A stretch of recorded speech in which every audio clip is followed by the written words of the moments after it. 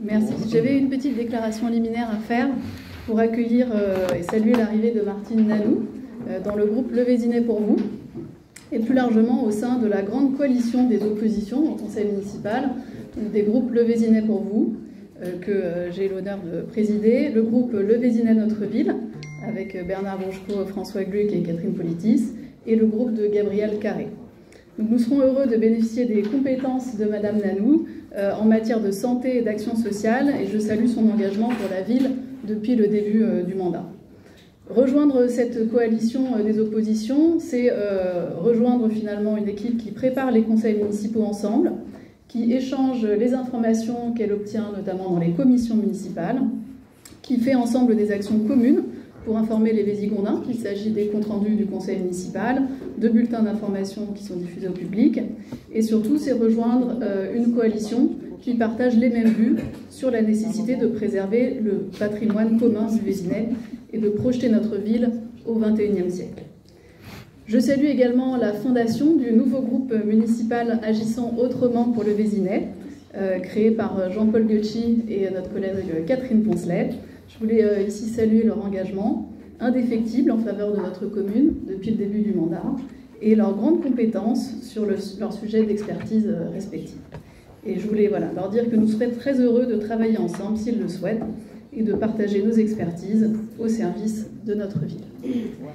Il y a un deuxième point que je voulais porter à votre attention, Monsieur le maire, c'est des remontées de terrain de plus en plus fréquentes de nos concitoyens qui s'inscrivent dans le cadre de ce que j'ai appelé et ce que j'ai dénoncé depuis plusieurs conseils municipaux dès maintenant, la politique de terreur à l'encontre des oppositions. Il semblerait que plusieurs personnes aient été destinataires de menaces à titre personnel. Des associations se seraient vues menacées que leurs subventions seraient retirées et feraient face à des manœuvres d'intimidation pour les empêcher de manifester leur mécontentement contre votre politique. Je voulais dénoncer ces agissements, s'ils sont réels, et ces méthodes. Je voulais également redonner de l'espoir aux habitants qui sont concernés, que je ne citerai pas bien entendu par égard pour eux. Ces habitants sont des victimes de ces agissements, ils en souffrent et ils ont parfois peur de ce qui va leur arriver. Alors je voulais juste vous dire que nous partageons notre empathie vis-à-vis d'eux parce que nous avons nous-mêmes opposants été victimes de cette politique de terreur. Bernard Bourgeot pourra en témoigner, il a fait face à un recours devant le tribunal pour tenter de l'évincer de ce conseil municipal, recours qu'il a gagné. Guillaume de Chamboran a fait face à ce qui peut être qualifié de dénonciation calomnieuse auprès d'une fédération nationale associative auquel il participe à titre privé. Et Gabriel Carré a également fait face à des menaces d'ordre pénal qu'elle a réussi à surmonter. Donc le message, c'est ne vous laissez pas faire. Les moyens d'action sont possibles. Nos libertés sont des droits.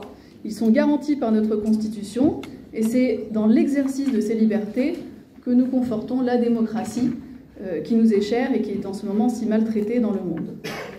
Pour redonner cet espoir, j'aimerais revenir aux fondamentaux en citant quelques phrases qui nous éclaireront certainement.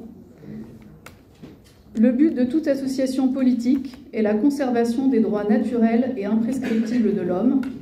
Ces droits sont la liberté, la propriété, la sûreté et la résistance à l'oppression. Nul ne doit être inquiété pour ses opinions, même religieuses, pourvu que leurs manifestations ne troublent pas l'ordre public établi par la loi. La libre communication des pensées et des opinions est un des droits les plus précieux de l'homme. Et enfin, la société a le droit de demander compte à tout agent public de son administration. C'est la deuxième fois que je suis contrainte de citer la Déclaration des droits de l'homme et du citoyen au sein de ce conseil municipal, et je trouve que c'est inquiétant. Bravo.